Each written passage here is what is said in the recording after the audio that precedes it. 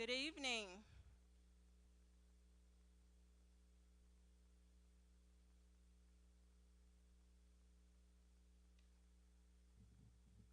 Good evening. I'm Lady Janine Shelton, and I would like to welcome you to Promised Land Church. On behalf of my husband, Pastor Elidar Shelton, in his absence, and our entire congregation, it is our great honor to host tonight's judicial forum. I, along with many of you, am eager to hear from the candidates. So without further ado, I say to you again, welcome.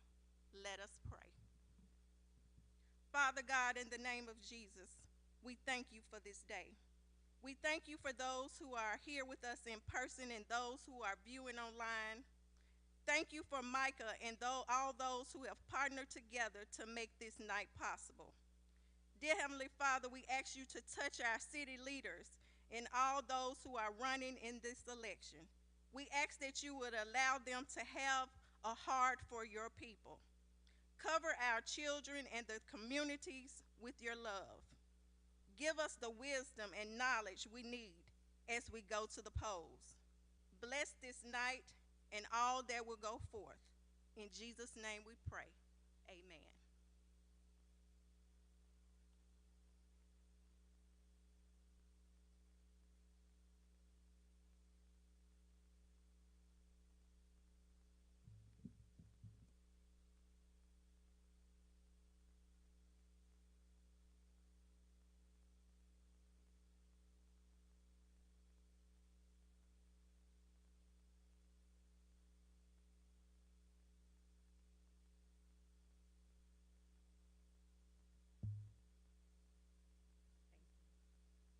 Good evening. I just want to welcome everybody, and I want to take a moment to say thank you for being here on behalf of MICAH. I am Janice Lee, the Vice President of MICAH, and I am glad that everyone is here to hear more about these upcoming elections. I want to say some special thank yous first to Promised Land, to First Lady Shelton. I appreciate it. Thank you for letting us be here tonight. I'd like to thank the members of the Youth Justice Action Council who are here and present and who have been working so hard in this work, and all of our partners from the Justice and Safety Alliance who are participating tonight and or behind the scenes in justice work across Shelby County, along with the countless others who have been doing this work for decades. May we honor you in our work tonight. I'd like to take a minute to thank the candidates who have come out tonight. And I apologize for those who are online. I will try to repeat their names back to you, but if you are a candidate running for a judicial position, if you will stand. Wow, we have quite a few. So what I'm going to do to make it quick is I'm just going to ask you to say your name and which court you're running for. I will just repeat back the names in sake of time, okay? So if you are, I'm going to start here on this side. We'll start with you. Go ahead.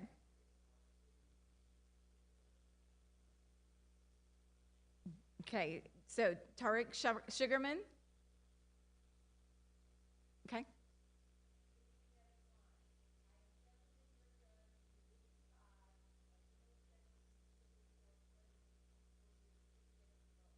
And your name? Judge Betty Thomas Moore.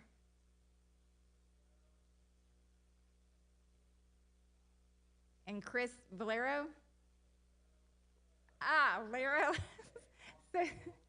Thank you. Chris Laro, thank you so much, and I apologize. Okay.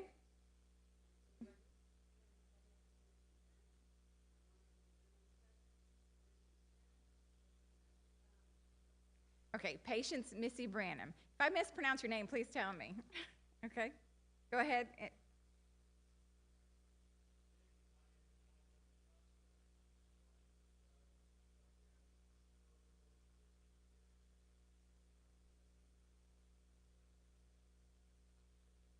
Okay, Michael McCusker.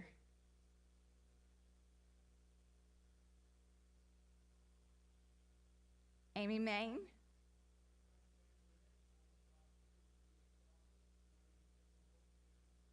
Sam Whittick.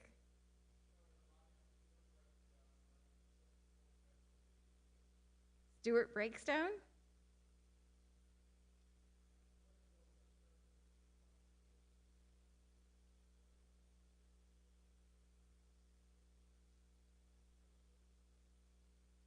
Greg Gilbert.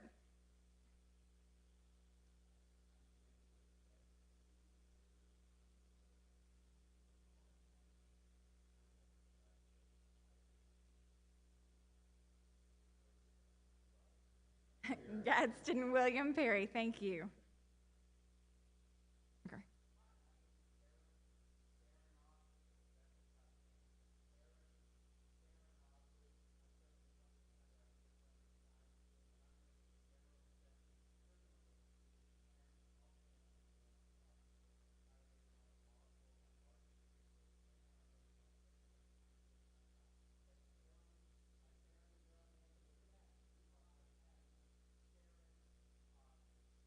Aaron Saranoglu.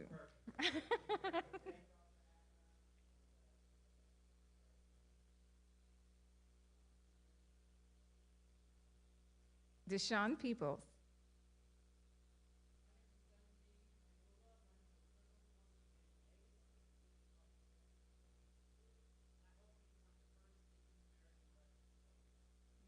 Sanjeev Mumula. Okay, thank you all for being here. We appreciate it. I want to stress the importance of these upcoming elections. These positions, from the District Attorney General to the judicial openings, are some of the most important in our community, and they only come up every 8 years. These are the people who set a course for the legal system in our community. Their decisions have impacts across our city, our county, far more than just on the individuals who appear in their courtrooms. We're going to hear more about the judicial openings tonight and about some of the candidates seeking those positions. For more than 2 years, MICAH has been demanding a reduction of the youth transfers to adult court, the implementation of a conviction review unit, and other justice issues. MICAH's Race and Class Equity in the Justice System Task Force has been holding town halls where we've been talking about many issues, including the power of the prosecutor. If you go to micahmemphis.org and click on the tab Seeking Justice, you'll be able to access all of those town halls and much more information. One of the things that we're not going to be addressing tonight is the District Attorney General, but we want to point out that the District Attorney General has the discretion and authority to decide who gets charged, what they will be charged with, and what sentence they will seek. They, along with the judicial candidates, determine if we will focus on treatment and crime prevention or continue in mass incarceration of our residents. I'd like to take a moment now to invite up Crystal. Oh, thank you. I didn't see you sitting right there. Crystal Oseha, who is going to join us. She's going to be one of our moderators tonight, but she is also a member of the Youth Justice Action Council.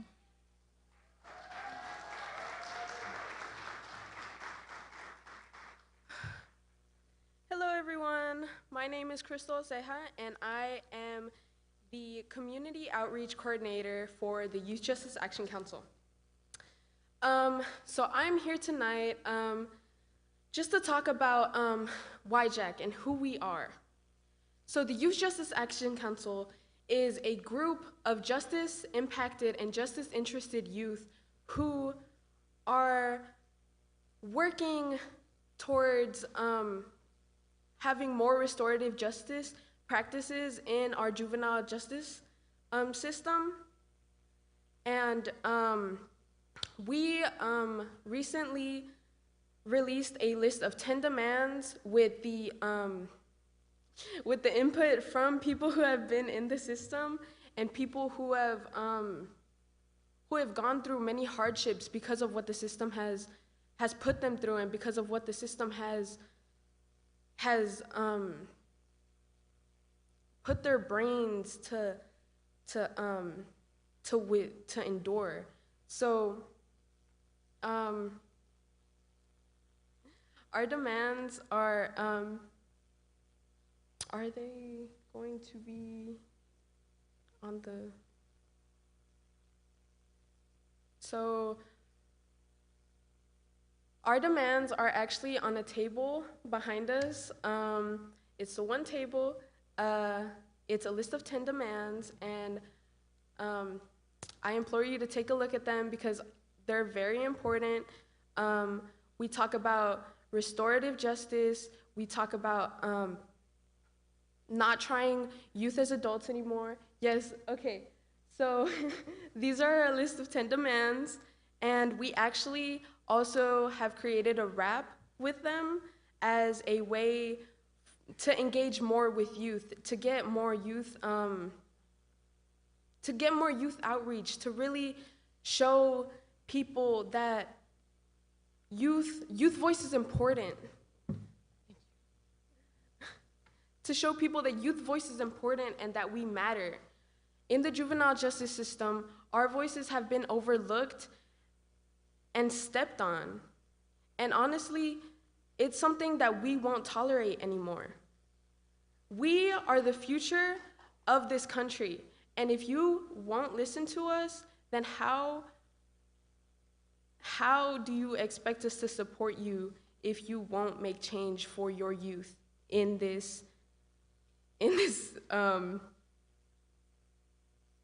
your work? It's very important to take into account how the juvenile justice system really affects and alters people's minds and how they act and how they behave. This is really important because many people don't understand, many people don't have that firsthand experience of seeing their loved ones in jail, of hearing them crying over the phone because they can't see you. They don't have that experience. They don't understand how hard it is, not only for the juvenile that is incarcerated, but for their families.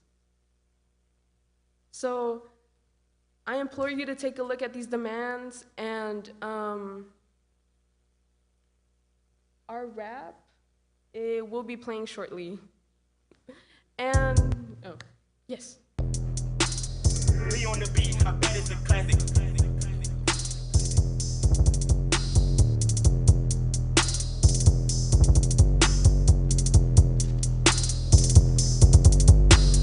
We taking flights and we breaking these chains. Pushing the men trying to make us a change. It's just a few members, but we still maintain. Just watch how we gon' change the old way of things. One day. We taking these flights and we breaking these chains. Pushing the men trying to make us a change. It's just a few members, but we still maintain. Just watch how we gon' change the old way of things. We want a number that we can call, a mentor, a brother, relatable source. Police at school just breaking the rules, that's why we don't want the police in the school. And paying for crimes, the funds they're taking, they keeping our money with no helping kids at stake. Let's go. Law enforcement, juvenile courts, youth rights abuse resorts, and nevertheless the bars are remorse. So let's have a meeting and get to the source, discussing our differences with the board. I'm tired of seeing police reports. Let go, we taking these flights and we breaking these chains. Pushing the men trying to make us a change. It's just a few members, but we still maintain. Just watch how we gon' change the old way of things. We taking these flights and we breaking these chains. Pushing the men trying to make us a change. It's just a few members, but we still maintain. Just watch how we gon' change the old way of things. Watch it, the movie, no, this not a game.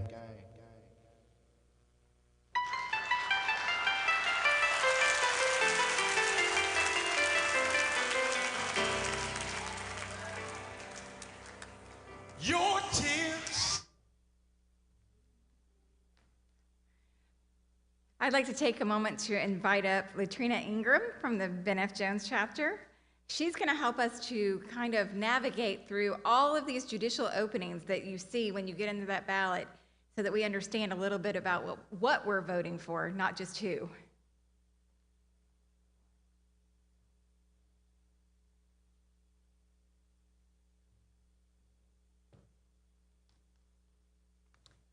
Good evening, everyone. My name is Latrina Ingram, and I'm here with the National Bar Association, the Ben F. Jones chapter. I am co-chair of the Legal Justice Task Force, and so I've been asked to give you just a little brief rundown of the different courts here, a little education about it. Almost half of the 163 races on this August 4th ballot are judicial races. So there are 119 candidates that are running in 70 judicial races. And as you've heard earlier, these races are extremely important. The judges who make decisions today can be elevated to the appeals court, state Supreme Court, and even the national Supreme Court. So these races matter. The decisions that they make matter. The decisions that they make may also be appealed, and they can go up to the Supreme Court. And they're making law. They're making law every day. So that's why this is important. So I think it's the...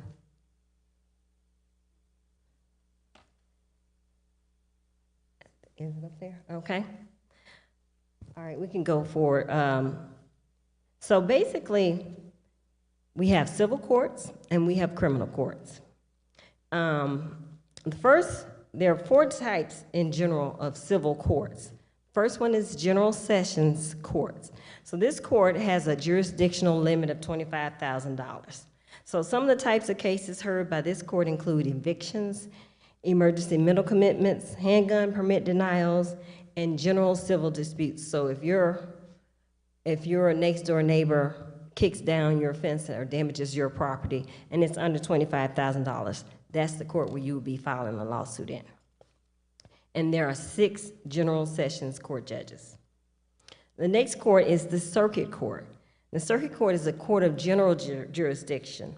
Some of the types of cases that it hears includes, but it's not limited to, appeals from the lower courts, labor disputes, auto accidents, breach of contract, medical malpractice, personal injury, wrongful death. So, if your doctor takes off the wrong limb, this is the court where you would be in, circuit court. And there are 9 circuit court judges. Then we have another civil court, which is chancery court. Chancery court is basically a court of equity, meaning that this court has the ability to order corrective legal actions.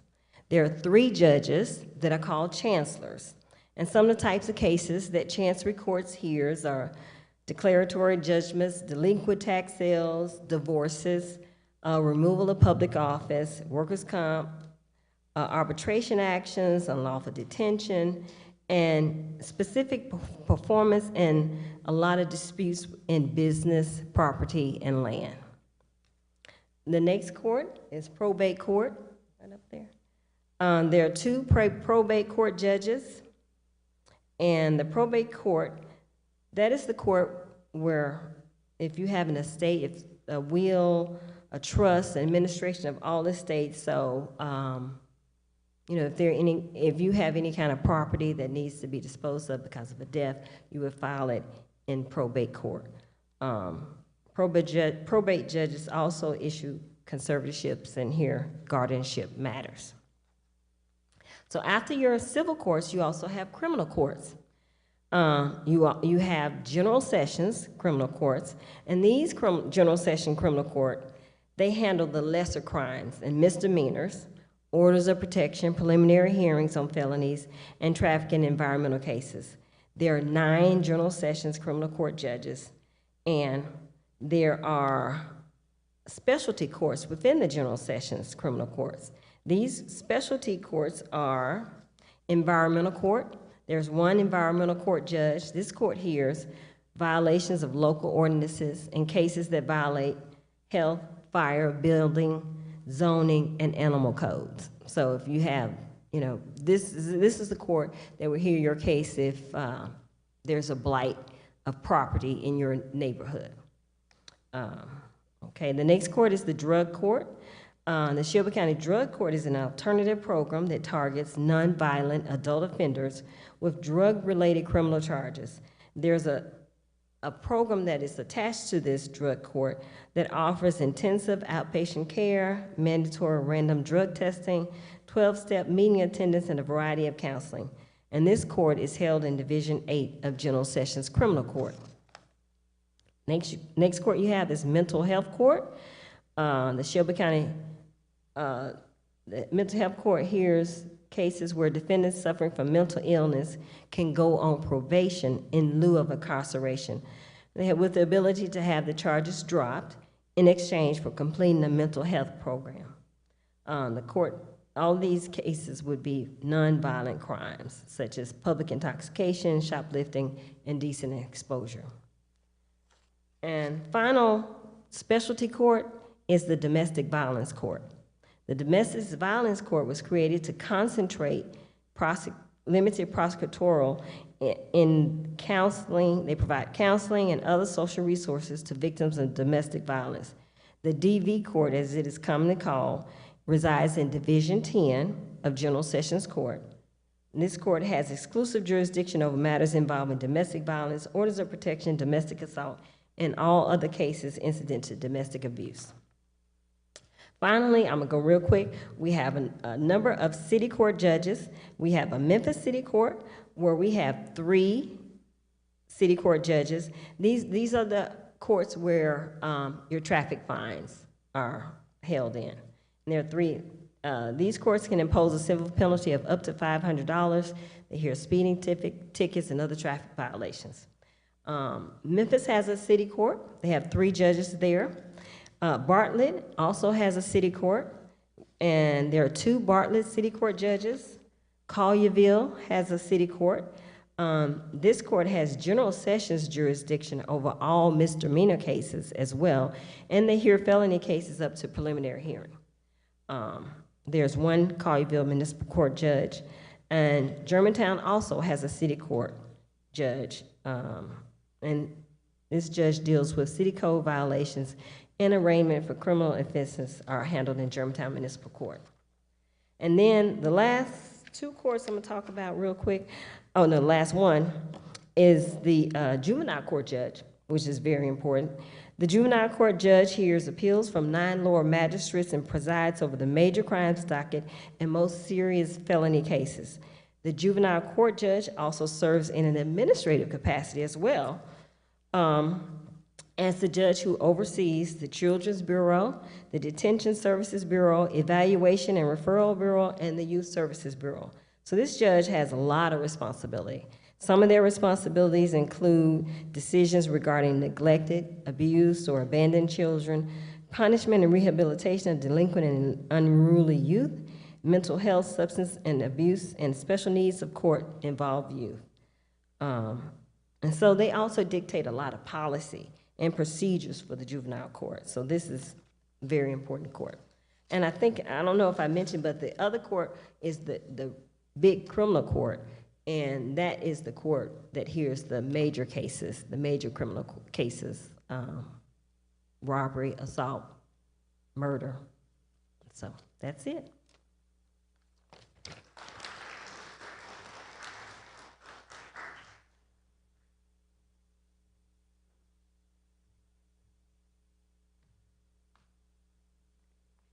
Thank you. I don't know about any of you, but that's an overwhelming amount of courts and positions and candidates that are out there vying for these positions. So ahead of this forum, the Justice and Safety Alliance sent out a brief questionnaire to all the judicial candidates, and we had them ask them to respond to us. And so we are excited that tonight, at the end of the program, we will provide you a link that will give you their responses to us to the following 3 questions. How do you serve your community other than in the practice of law? Please explain your judicial philosophy in simple terms and state how you reached that philosophy. If you were an incumbent, how have you implemented that philosophy in your courtroom? If you're a challenger, how do you plan to put your philosophy into practice in your courtroom? And question 3, what reforms do you support to increase access to justice for all, and how will you fight for them? So stay tuned. We're going to be giving you that link later. But as you heard, the juvenile court judge position is a vital position. It has a lot of authority. It sets a lot of policy, and it affects our youth. And I think you heard, thank you so much, Crystal, that how much that means and how much their voices need to be heard in this work. Well, we're going to hear from some of our juvenile court candidates. We've invited them all here tonight, and I'd like to introduce you first to our moderators, Natalie McKinney and Crystal, if you'll come back up. Crystal Osehe.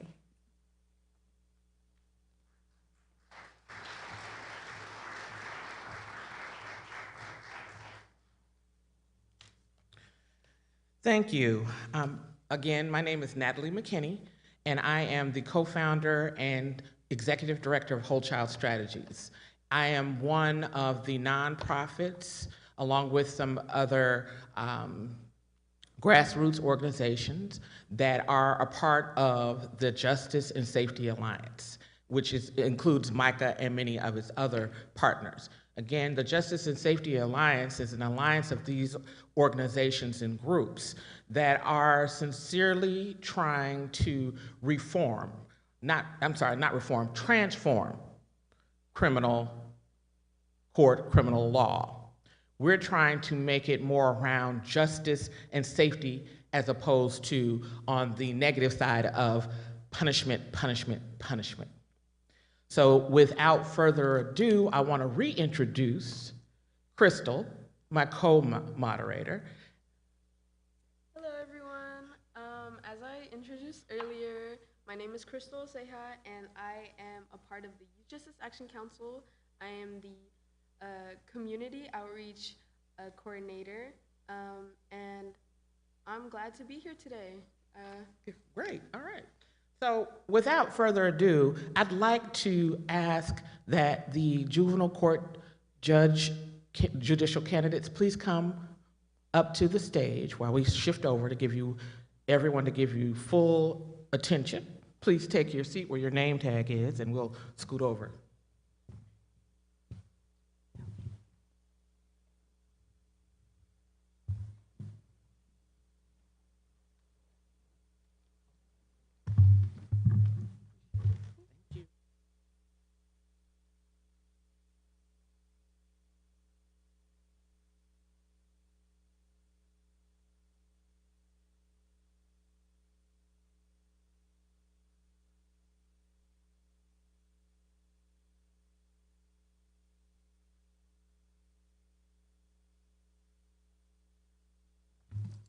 So what I want to make sure is that the candidates at this point in time understand the rules. And so I will briefly say that you have 2 minutes each to answer the question asked. And once that 2 minutes is up, you will be interrupted politely, unless you don't stop. So, okay. So, because we want to give you both an opportunity. So once again, let me introduce who we have up here. First, we have 4 juvenile court judicial candidates. That is Judge Tariq Sugarman, and we have Attorney Deshaun, give me your last, Peoples. We invited current juvenile judge Dan Michael, who could not make it because he had what did he have? Fundraiser. Yes, he had a fundraiser that he felt he needed to attend. Then we also invited Attorney William Ray, I cannot see Glasgow.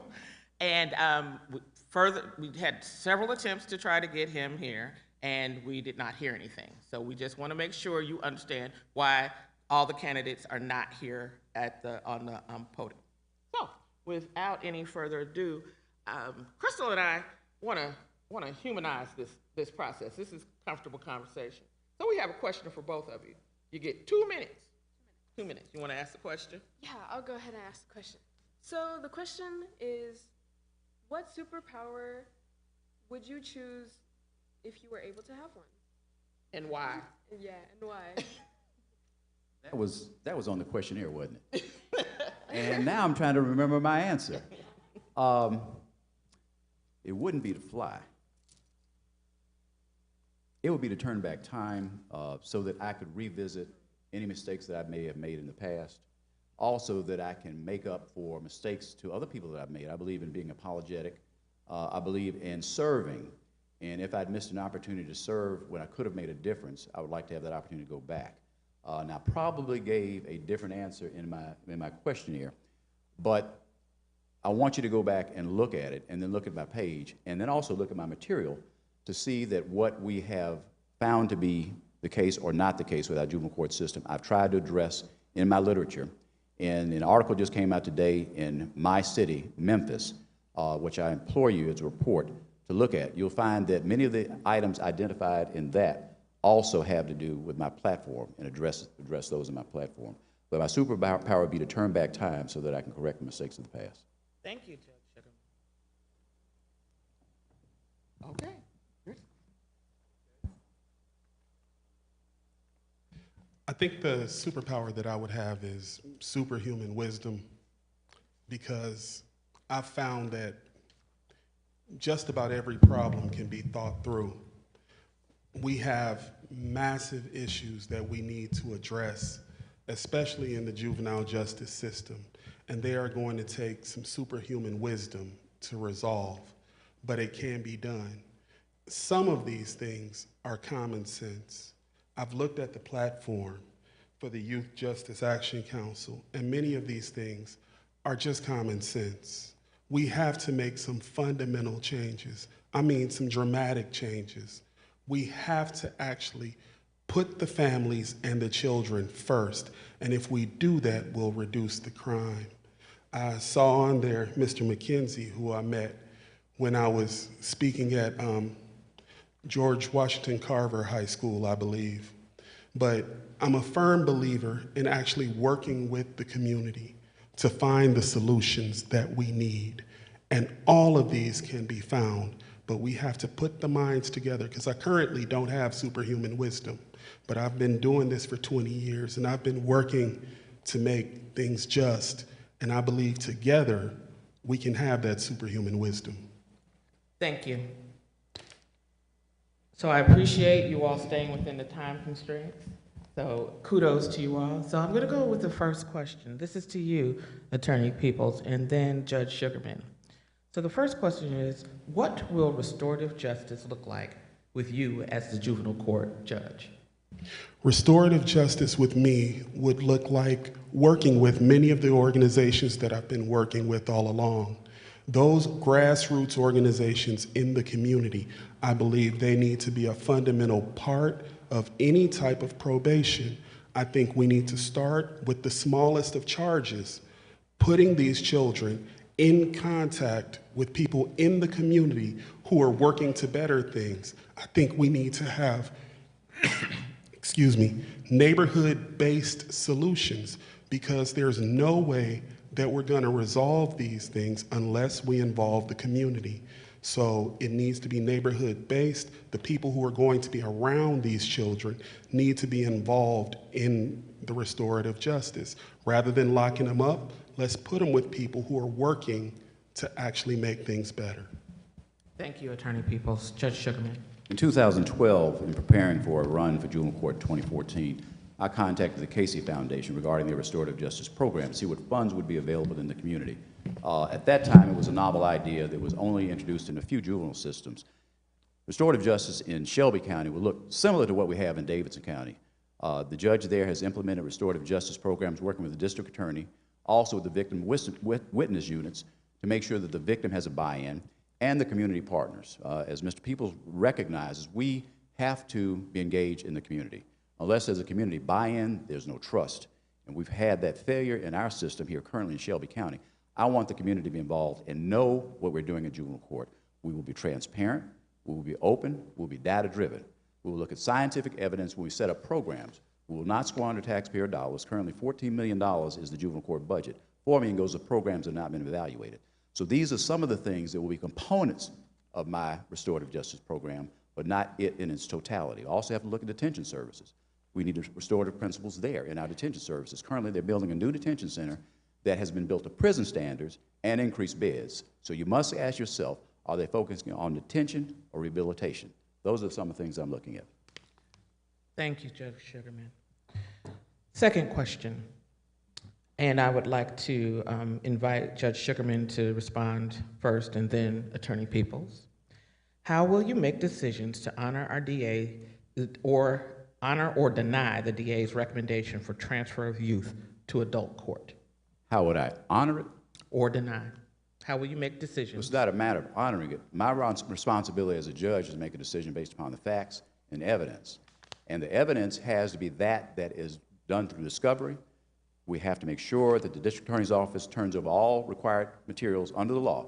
Brady and Jinks materials, if y'all don't know what that is, it means any exculpatory evidence that is available to the district attorney has to be made in advance of any hearing or trial. You have to understand the law. You can't understand the law if you haven't practiced the law. I've had 15 years of practice in criminal law, the federal courts, the courts of appeals. I've filed appeals. I've handled everything from Class X felons, that is murder cases involving the death penalty, all the way down to your misdemeanor cases. So you have to have experience, and wisdom is not something that's superhuman power. Wisdom is something you gain by experience. I've had 15 years of practice. I've been on the bench 24 years. If you think that a judge has been unfair, you would have heard about me. I'm not. I'm fair, and I believe in treating all people fairly and giving equal opportunity to be represented. Thank you, Judge Sugarman. Attorney Peoples? The question is, how will you make decisions to honor or deny the DA's recommendation for transfer of youth to adult court?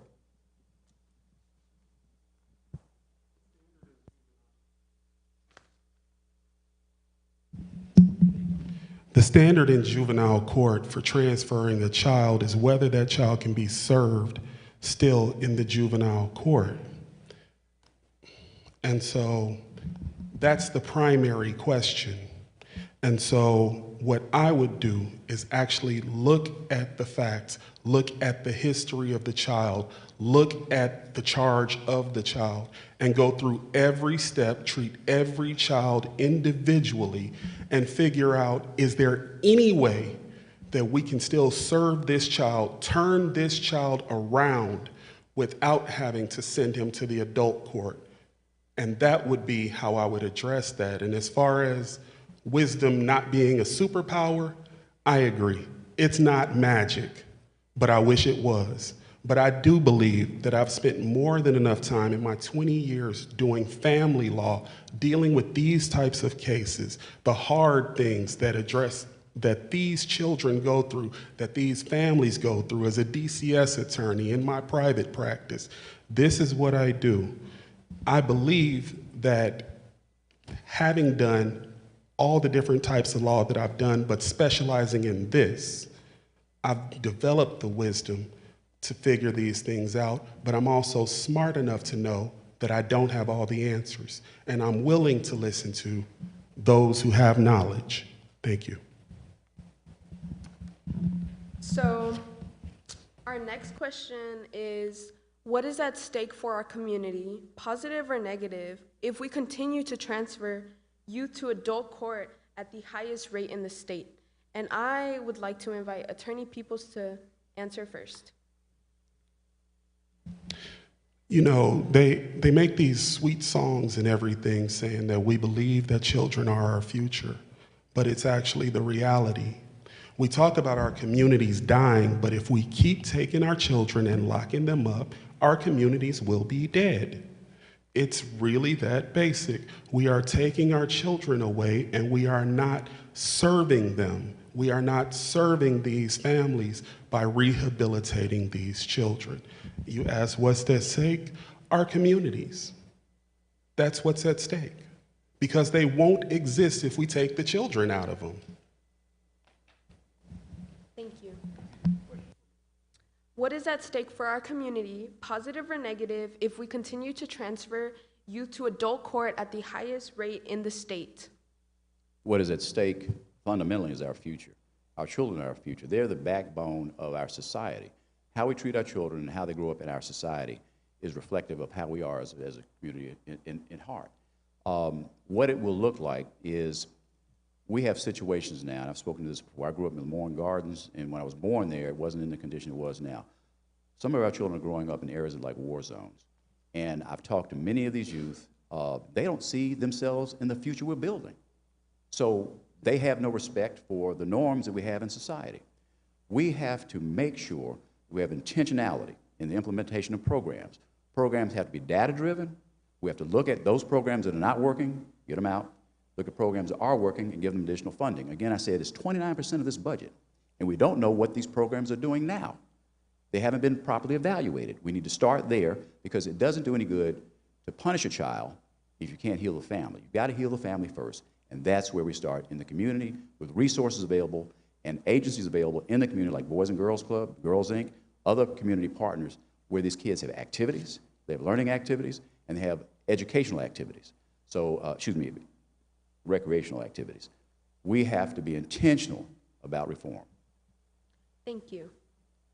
Our next question is, how do you plan on addressing the disparate treatment of our Black and brown youth at juvenile court? And I invite you, Judge Sugarman, to answer. Fundamentally, starting to enforce the Constitution. Children, youth who come into juvenile court have less rights than an adult that's charged with a crime. With an adult, you have to give them Miranda rights. Children are often questioned without the presence of a parent or an attorney. Now, they tried to change it. Some attorneys tried to change it in our juvenile court system. But now the police department is putting counselors in the precincts. They're not really counselors.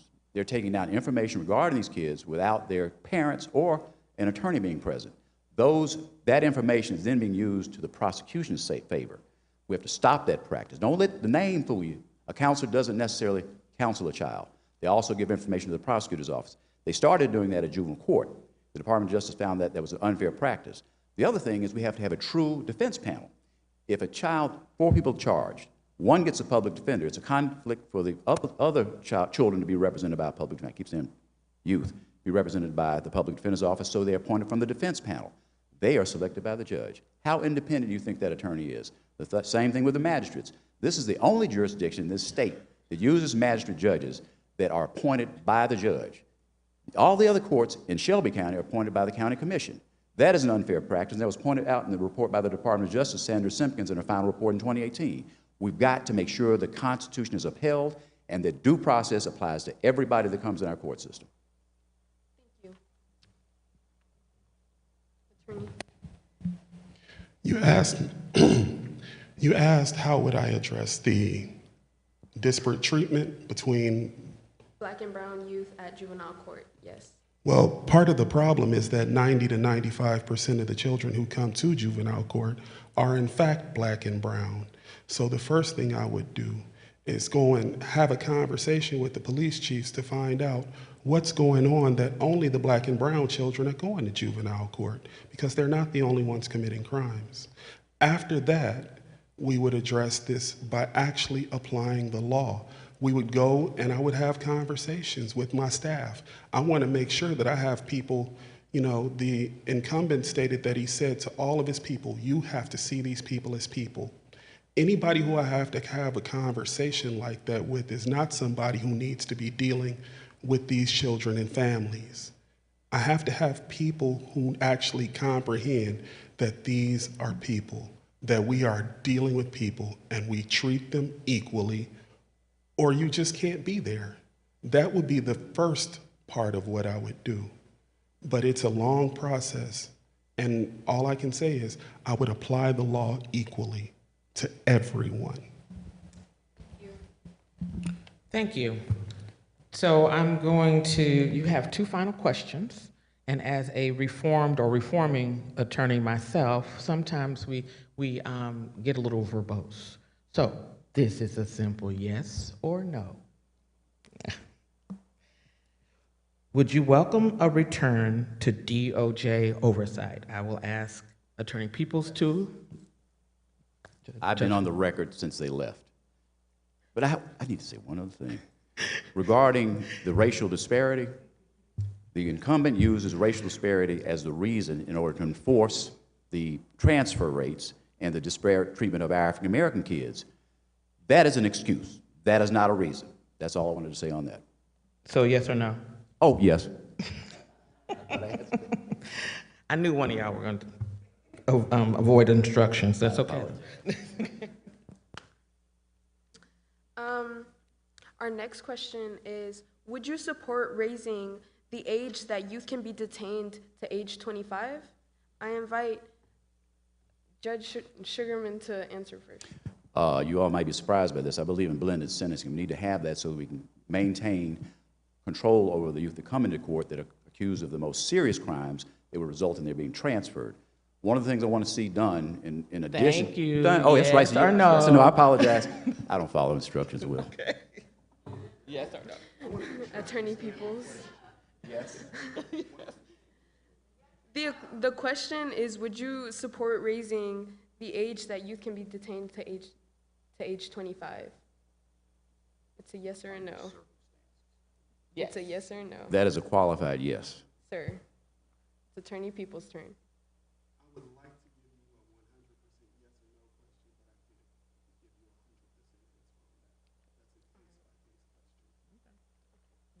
That was a hard yes or no question, but I appreciate your attempts to do that. I appreciate the honesty and the transparency. Thank you, and I think we all do as well. Do we have time for public comments? Because we want to keep everyone. We do, okay? I've been told by the timekeepers we do. So we have a few public questions that we'd like to pose to you all.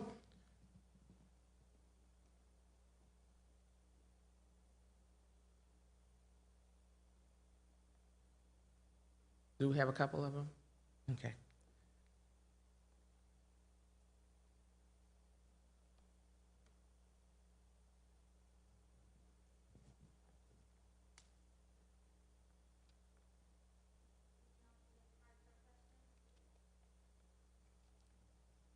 You're asking the wrong person to read this. How will you work with the DA if the winner Help me. happens to be someone whose policy? Is this a doctor? Who wrote this? No. Oh, okay. How will you work with the DA if the winner happens to be someone whose policies you disagree with? Well, I wouldn't have to agree with the policy. I would have to rule according to my own independent judgment. And the policy that that person incorporates, if those matters are considered unconstitutional, not following the law, I rule according to my conscience and my knowledge of the law and the facts.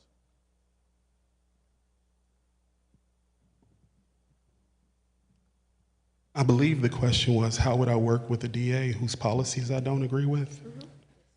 I don't care about the DA's policies. My job would be to actually rule on the case. So if the DA is asking for something that's unjust, then I don't have to do it. The DA's policies are utterly irrelevant to me. My job would be to be the judge.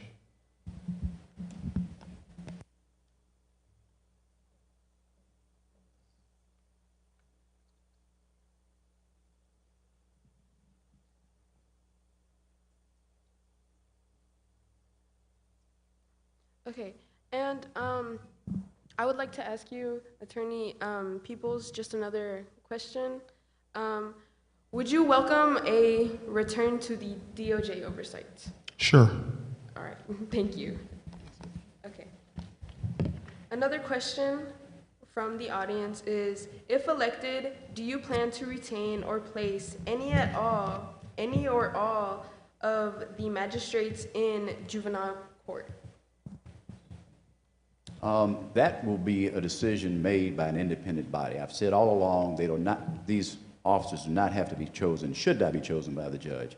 I'd have a team of attorneys and practitioners that are familiar with the court systems and determined by qualification, not by patronage, who would be the best magistrate if we have to replace some of them.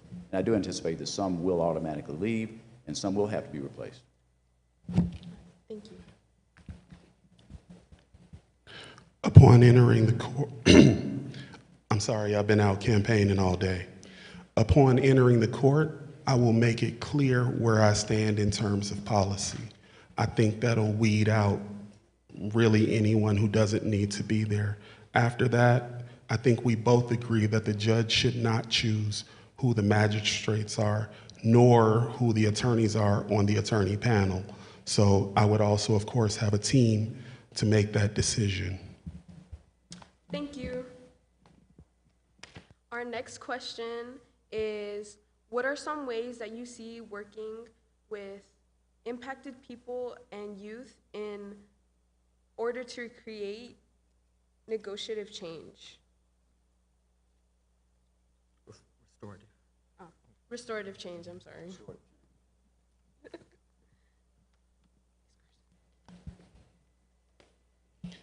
In terms of working with impacted people, I've been doing that all along. I would continue working with the groups and small community groups that I've been working with, and I would partner them with the court so that we can actually collaborate to deal with the problems, because many of the delinquency problems and many of the dependency and neglect problems come from someone with an unmet need. And there are places and ways to meet some of these needs. We can address the problems that underlie what we're dealing with. And I would just continue to work with them to do that. It's in my facts. One is collaborate with schools and community partners to achieve better outcomes for our youth, and transparency in providing reports and open records to measure progress towards addressing existing due process deficiencies. Now, in regards to schools, we have to partner with schools in the community. We have to have youth court, not downtown in court, in the schools, so that the broader community base, the children in that school, can hear how the procedure goes for restorative change. They will participate in the outcome. They will participate in deciding the facts of the case and looking at best practices when it comes to application of the law and the facts, so that they learn how the process works. And then they would decide on what the outcome is going to be for their schoolmate. We have to be, again, intentional about change, and that is what I intend to be in our juvenile court system. Thank you. We have people online and they couldn't hear one of our yes or no answers, and so that would be to Attorney Peoples. Your answer to the question about the, raising the age to 25 for transferred youth. What I stated was, I would love to just say yes across the board, but I cannot. I cannot say how I would address an individual case. So I would say that I would do what I would do on every case, which is that look at all the details, look at each child as an individual, because I cannot say 100% that in every case that that's where I stand. Okay, thank you. So this is another question from the public. Do you support the appointment of a second juvenile court judge? Would you push for this? Yes. Yes, in fact, there was one created when, in 1957, I think, when the court was first formed, in the county charter. It was never filled because Kenneth Turner did not want to have a competing interest on the court. When the county commission later in 2006, I think it was, tried to fill the second seat, Curtis Person filed a lawsuit to block it, and the Supreme Court agreed with him. We do need to have a second court. They need to be more specialized, and they need to be independent of each other. Magistrates that work under them have to be appointed by the county commission again. And one of the things I want to mention is, with our current detention system, the one that's being built is being built to prison standards and too many beds, in my opinion. But we need to have an alternative space for those youth that would be transferred to adult court and tried and sentenced as adults, where they're held up until the age of 25. We can then begin rehabilitative services, restorative services, and continue their education, as well as provide opportunities at job training. I want to have a learning lab, a technical lab, where they're learning things like coding and content development. And I took welding so that I could teach youth about the trades that are available to them. So I'm talking to kids at Booker T. Washington Manassas who are not ready for college. I can at least introduce them to a trade to help them begin their life career. If we held them at 25 and gave them the rehabilitative services, then at that point, we wouldn't be sending them to criminal college, which is the prison. Thank you. Recently, our community faced a devastating loss after a carjacking in Whitehaven at the hands of 3 Latinx youth. If elected, how would you handle cases like these? Attorney Peoples?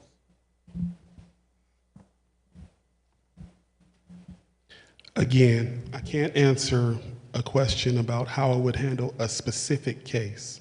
What I can say is that I would look at them individually, because what we've been doing is charging everybody who's involved in any way with the same crime. So we have to know, first, what's the involvement? Second, what is the child's circumstances? The blessing of juvenile court is that you're not limited to just guilt or innocence. So we would walk through every step, every factor involved with this child, because there's a list of factors that's involved with transferring a child. And I would walk through every one, trying to find some way that we can rehabilitate these children. I can't promise that. I don't know these children. I don't know their circumstances. But I would go through every factor, and that's what I would do in every case like this. Go through every factor to try and figure out if there's any way that these children can still be served as children. Thank you, Attorney Peoples. Judge Sugarman. And I agree, we cannot speak on a particular case that may come before us. But one of the things that we need to look at is how are the programs in our juvenile court system serving our community and protecting us. The information that we have, at least so far reported, is that the youth that is accused of the shooting, was 15 years old, was wearing a ankle bracelet. Now, the ankle bracelet, according to News Channel 3, after talking to the court, they said it was monitored 24/7. That's not the case. They don't monitor on a regular basis after hours. So let's say court closes down, it's left to a manager, one of the managers in the court system, then continue the monitoring. It's not done by the agency with whom they have the contract. That's what needs to be done. We need to look at these programs. It's not effective to have an ankle bracelet that's on a person that's not being monitored 24/7, absolutely. And so that if that person's out of their domicile, then the police department is noted and a manager with the juvenile court is noted. We have to be more responsive to protect our community, but also have to allow these children an opportunity to grow. Now, if, for instance, what Mr. Peoples, I believe, was talking about, let's say, for instance, 4 children pick up at the same time, and one has the gun, or there's one gun in the car. If they don't take responsibility as an adult, all 4 are charged. That's what's happening. You have to be intentional about how cases are handled and reviewed. So now all 4 have a gun charge. And then they get a letter saying, you have to show up to court, and if you come in on this SRT, then, does that mean I'm almost there? I'm through. Okay. Then the letter says, if you don't show up, it's been dismissed. Well, that's not true. It then becomes a part of that juvenile's record, even though there's never been a court appearance. Thank you, Judge Sugarman. Our next question is, juvenile court judges currently have the power to refuse/stop a youth from being transferred to adult court. How will you act with this in place? Attorney Peoples?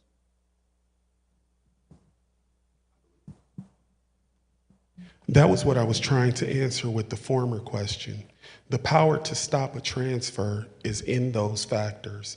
Those are the issues that the judge has to look at to determine if he or she will transfer a child. And currently, I don't think that I would look at each one of those factors with the full intention of finding out how we can serve these children. And not only that, we were talking earlier about transparency. I've stated all along that I want to have a regular town hall meeting with the community, held in community centers and parks, where we actually discuss what's going on with the courts, how many children we're transferring, why we're doing it, and what happens in court, so that the people are educated about what's actually going on in the courts. And so my answer to what I would do to stop that is I would actually follow the law. Thank you. Currently, transfers are being conducted without having the proper evaluations done at the outset. And when a youth comes into court for the first time, and even on a serious charge, often it's a revolving door, as Mayor Strickland spoke about in his address to the city. We have to make sure that we're evaluating them based upon their trauma exposure, and currently that's not being done, even though the court claims it's being done, because they fired the young lady that was their trauma expert, the psychiatrist that was doing that. We have to also, that first contact, begin a process of evaluation and reform, not developing a record, developing a medical record so that they have the protection of HIPAA laws. And we look at where they are developmentally, emotionally, and with mental health. The demographic 9 to 17 are those youth most exposed to suicide. We have to look at those factors. We have to look at what's going on in the school. Are there bullying incidents going on? Take 90 days after the person has their first contact on a serious matter, work with the family, part with them, and get the resources to have that youth evaluated so that we, down the road, don't continue that continuum that we've had that leads to more punitive outcomes. I want my court to be measured not by how many children we transfer or detain, but how many positive outcomes we're able to establish. Thank you. And just a quick follow-up. This is a yes or no. Would you consider eliminating transferring children to adult court, period?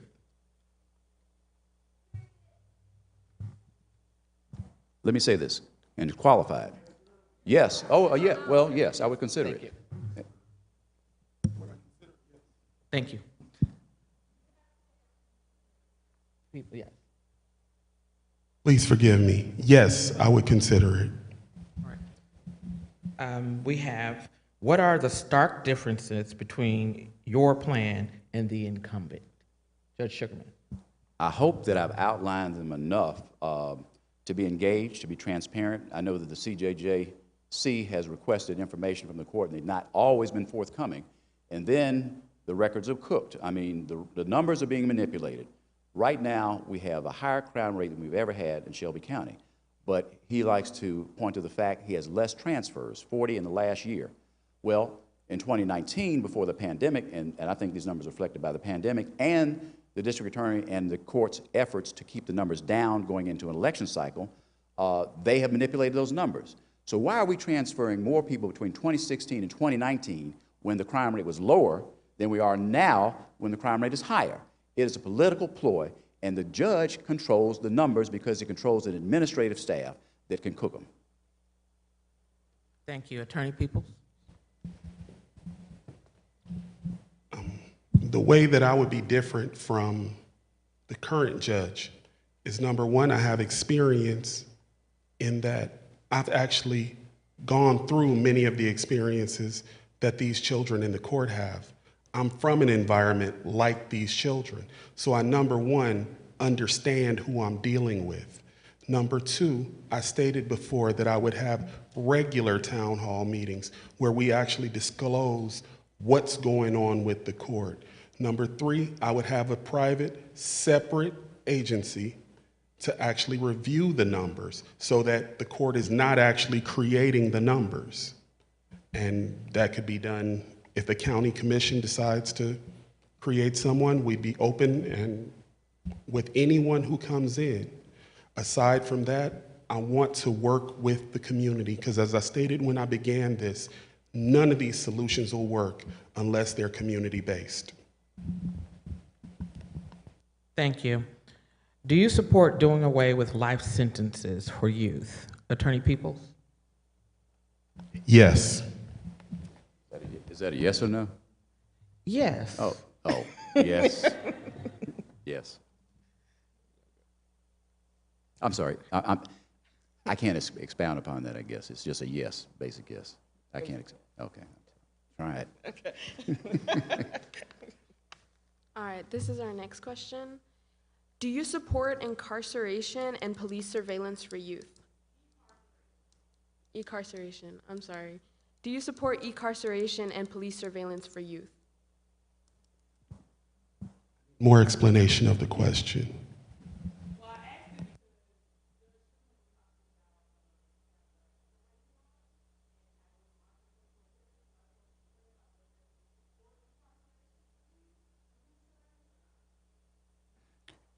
I'll answer that since I threw it out there. I support a less restrictive method of keeping up with where a youth is going. Now, remember, we're dealing with fundamentally a person who is not making decisions with the same background and experience as an adult. Their mind is not fully grown, and so their proclivity to engage in activities that expose them to risk and others to risk is higher. That's the foundation of not being punitive and being more restorative with a child. But we still, if it was my child at home, my youth at home, I would still want to monitor them. I have regulations, hours to be home, detention in the event that they're not complying with the rules of the house. If that's not being done by the home, and this youth is engaging in activities that expose them or the community to risk, then I do support ankle bracelets and incarceration. If you call it incarceration, they still have the ability to go and choose, but where they go and choose and the times of day that they do that, we should be keeping up with. All right, thank you. Attorney Peoples?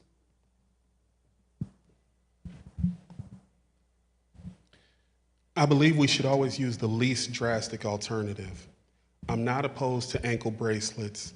What I can say is that in terms of surveillance of children, I do believe there needs to be a higher standard. I believe that there needs to be I don't believe that it should just be at random that we can surveil our youth. So there has to be a standard, there has to be I believe there even needs to be some sort of paper trail to explain why we're surveilling youth.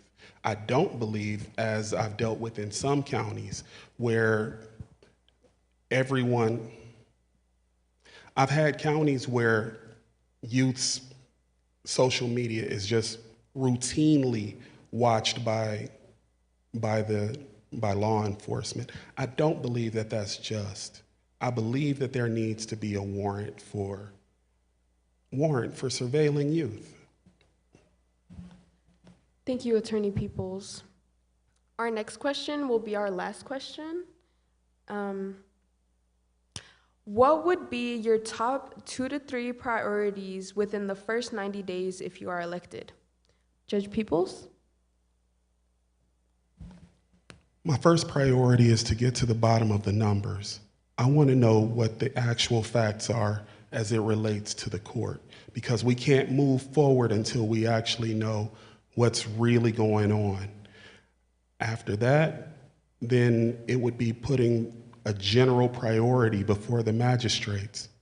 And mine is that we are not seeking to lock up as many children as possible, but we are seeking to rehabilitate our children and work with these families, because the court deals with more than just delinquency. And many of the delinquents stem from abuse and neglect. So we would take into account everything that's going on. And one of the things that I would do is to combine some of the issues so that the magistrates can look at more than just one aspect of what's going on with the child, so that we can have a broader picture. Because what the court has to do is look at the whole child and the whole family in order to come up with a solution. Thank you, Attorney Peoples. The foundation to every judicial system is due process. That's where I'd start. The defense panel needs to be revamped. They need to be selected by the executive, which is the mayor, and we start there with a clean slate that are independent of the judge. The second is to undergird it with what they call the, wait a minute, let me back up. The clinic that they had, at the University of Memphis, I want to bring that back in, where young students who are law students, third year, are now trying cases. But one of the things I want to mention about the clinic, we need to make sure the public defender's office and the defense panel are adequately funded, like the district attorney's office. The defense panel doesn't have counselors, they don't have investigators, they cannot perform the same function, so they're more inclined to ask the family or submit the child, youth, for a negotiated plea, which often is counter to what the facts show. So we need to make sure that the executive and the county commission fully fund the defense panel through the public defender's resources, so that they have the same level of competence as the public defender's office and the DA's office. Thank you. Yeah. Do we have time for one last question? One last question. Briefly describe a case you've worked on that has impacted you the most, and why? Attorney Peoples.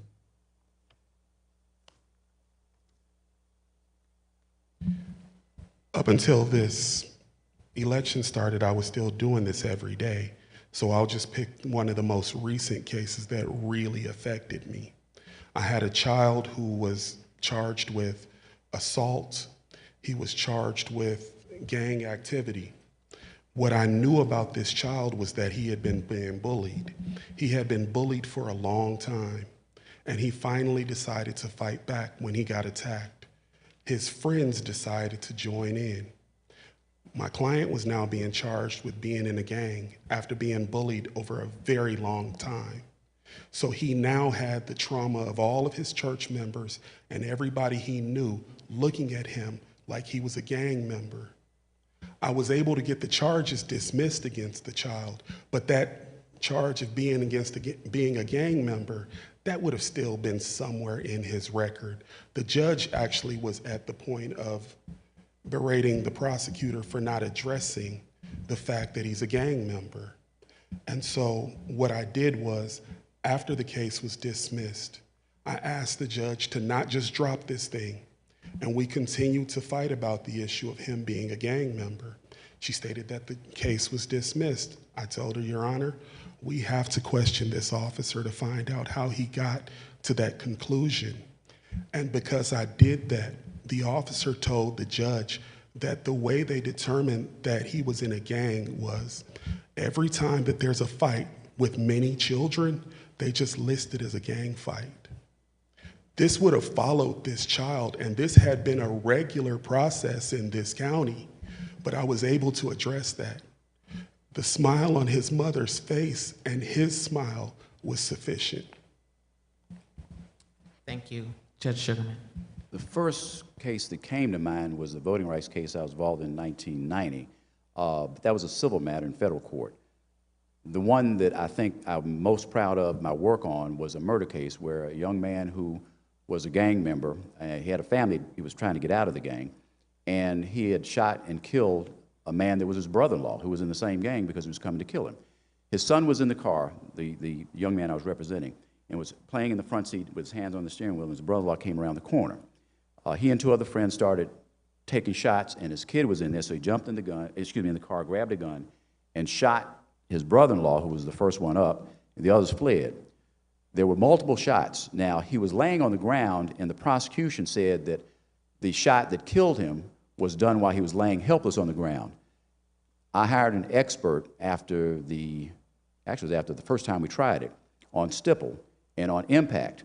And we were able to prove that it was not when the person was laying on the ground, but he was sitting up still in a offensive position firing back because it had gone through the heart, but there was no impact on the concrete.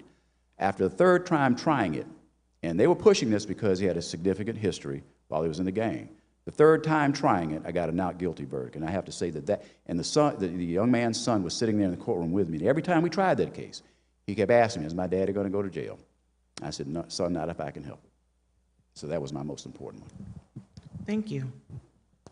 Well, I want to say we have one last thing to do, and that's a call to action. But before we do that, I would like to say thank you to the juvenile court judicial candidates that did show up. Thank you for your courage and your transparency and your honesty.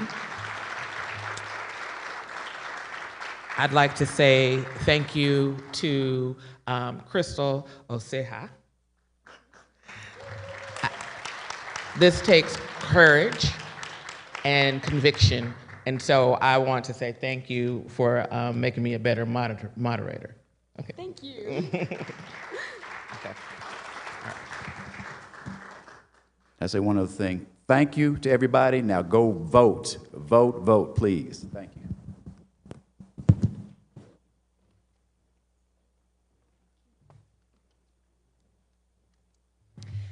Well, greetings all those gathered here in person and all those gathered on Facebook. We are here to call you to action. This is the last thing we're going to do tonight, so stick with us. I am C.K. Harley. I am a MICAH delegate representing Evergreen Presbyterian Church and a member of the Race and Class Equity Task Force. I'm also a social worker and a mental health professional in our community. Hi, my name's Andrew Woods. I'm here with MICAH as a delegate for Temple Israel. I also serve on the executive committee as the finance and operations chair. I'd again also like to thank everybody for coming out today. It's been a very, very information-filled session, but I know for myself, I've got more information than I had before I came in here, so it's a good day for me. And our call to action is super easy. Everybody in this room is probably going to vote. Can I get a show of hands of who's going to vote? Right? Great. Awesome. Well, if I can get each one of you to bring 2 or 3 people to vote, that'd be fantastic. We've got ways that you can connect them in with us. We've got a website. It's bit.ly/Shelby Voter. You can get all your information you need there about your ballots, where to vote, who to vote for, all those things. The questionnaires that were mentioned earlier that the candidates answered, you'll also be able to find some of that stuff in those links. If you all want to help a little bit more, it would be great if you helped us out with some phone banking or some text banking, or maybe even door-to-door. This Wednesday, we've got a phone bank where we'll be in person. I've done all of these things, y'all, and it's a ton of fun. That's why they asked me to talk about it, because I had such a blast at it. It was like we're sitting there, you're having these conversations with people who want to know. You know, I'm not telling them who to vote for. I'm just letting them know what's going on. And people love to get that information, just like I love to get that information today. On Thursday, they're going to be doing a text bank. You could do that from home. You could do that from anywhere. You've got a job you need to be at. help us text some folks just to remind them to vote. You know, again, that's what we want to do, is just get people to vote. And then Saturday, it's going to be a big event. We've got some door-to-door knocking. And I know what you're saying. Oh, it's going to be hot. It's going to be hot. It's going to be hot. And it is. But we're done by 12:30. And every time I've gone out, there's been somebody who's offered me water while I was out. Again, they were just so glad that we're out there telling them, hey, it's time to vote. You guys don't have much longer left. You've got till the 4th. Your last date of early vote is on the 30th. So let's try to get out as many people as we can. Vote early, vote early, vote early. Thank you again. Yes, vote early. So we also have a call to ongoing action. So there's your immediate action, vote. But then we have a call to our ongoing action. And can I get my slide up here with our MICAH issues for the race task force? So you can see that information on your screen. If you're on Facebook, you can see that information. So no matter the outcome on August 4th, we need to keep working on these issues. Yes, we do. Those issues still matter, and we are in it for the long haul. We get to be leaders, no matter what political leaders are elected, we are community leaders, and we get to lead them to act on these issues. That's right. We have power together, and we get to persist. So if you're anything like me, the injustice in our system today, it makes my blood boil. It makes my hands shake. It makes me sweat. It keeps me up at night. It makes me rant to my friends and family. Are you with me on that? Yeah. If you're on Facebook, put it in the chat. How does this injustice make you feel? So yeah, we're together on that. And that's what we're trying to do in MICAH, is move the needle on some of these things that we just can't stand. So we can't stand the disparate treatment of Black and brown youth and adults in our courts. We can't stand it, and we won't stand for it. We can't stand our youth being transferred to adult court in our community more than any other community in the state, and we won't stand for it. We can't stand the coded racism when we ask why more Black and brown youth are being transferred to adult court, and we won't stand for it. We can't stand that poverty is being criminalized, and before anyone's charged for a crime, they might be in jail just because they can't pay to get out. We can't stand cash bail, and we won't stand for it, right? We can't stand the school-to-prison pipeline and flushing our children down that toilet, that pipeline to prison. We can't stand it, and we won't stand for it. So join me now. We're going to do a call and response. We're going to build our energy in this room. Join me now. I'm going to say, we can't stand it, and you're going to say, and we won't stand for it. And Andrew's going to help you. All right, you ready? We can't stand injustice, and we won't stand for it. We can't stand fear, and we won't stand for it. We can't stand white supremacy, and we won't stand for it. We can't stand inequality, and we won't stand for it. We can't stand cash bail, and we won't stand for it. We can't stand inaction, and we won't stand for it. Thank you. So here's some good news. We don't have to do this work alone. We're together. This event is an example of how we're together. YJAC and JSA and MICAH working together on this event means we're not alone. And it makes me think, I don't know if anyone else in here is a student of nature like me, but it makes me think of a gaggle of wild geese. All right, Andrew, and if there's a gaggle of wild geese and one goose gets tired, what does it do? It falls into the V and just kind of rides the wind of the ones in front of it. It does, and that's like us. We get to be this gaggle of wild geese. So if you're feeling hopeless ever, if you're feeling tired ever, you need to join one of these communities. And there's information on your screen, there's information on your screen at home of how to do that. You can go to micahmemphis.org, you can sign up to get updates, because sometimes we just miss information, right? We miss it. Make sure you don't. Sign up to help. You can go to the events page and see what's happening next and how you can get involved. And if you're tired and hopeless, we get to draft that hope off of each other, right? We get to draft that energy off of each other, and we get to rest sometimes too. So I hope you join me, and as the seasons change and you see those geese flying over, I hope you remember that we're not alone, and we're in this long migration toward justice together. Thank you all for coming out tonight.